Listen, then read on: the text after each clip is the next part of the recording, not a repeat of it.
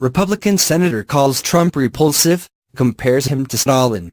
In excerpts of a speech released Sunday night, Senator Jeff Flake of Arizona compares Donald Trump to Joseph Stalin. Flake takes particular issue with Trump's assault on the media, saying the language Trump uses to describe the press enemy of the people is that same language Stalin used to annihilate such individuals who disagreed with their supreme leader.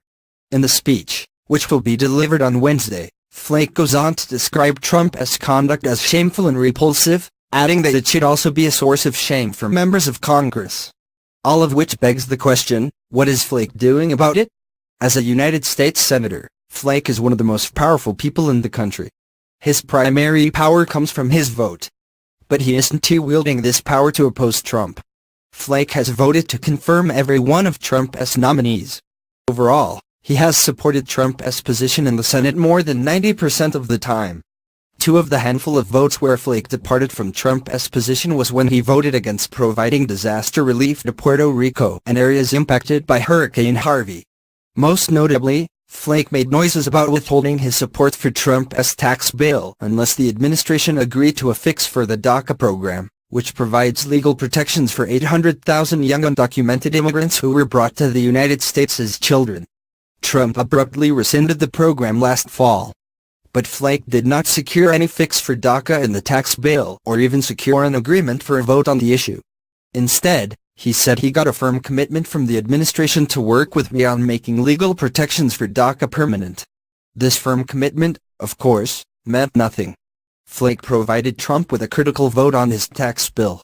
A few weeks later, Flake helped negotiate a bipartisan immigration compromise which was promptly rejected by Trump with a series of racist comments.